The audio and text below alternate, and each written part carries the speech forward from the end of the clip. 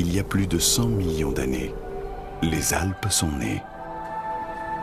Et c'est là en fait où il y a le miracle sur l'eau d'Évian, sur ce gisement-là, c'est qu'on va avoir un premier glacier qui va nous déposer une moraine de fond.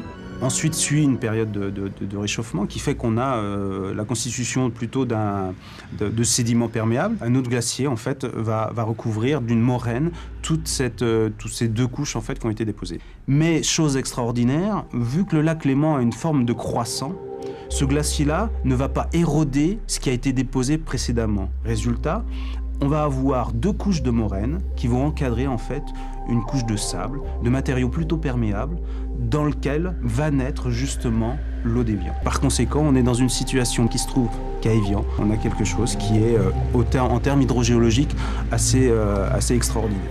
Depuis le sommet de cette zone aquifère, l'eau de pluie et de neige fondante descend lentement à travers les couches de sable glaciaire, à raison d'1 ou 2 cm par jour. Un voyage de 15 années, durant lequel cette eau se purifiera, se chargera de minéraux et acquérera un équilibre unique pour émerger 800 mètres plus bas à Évian. La zone d'infiltration, l'impluvium, est une zone protégée par son essence même, mais aussi par l'humanité. Évian a constitué une association qui s'appelle donc l'APIEM, l'association de protection de l'impluvium des eaux minérales d'Évian, qui est composée des communes dans lesquelles l'eau rentre et des communes dans lesquelles l'eau sort.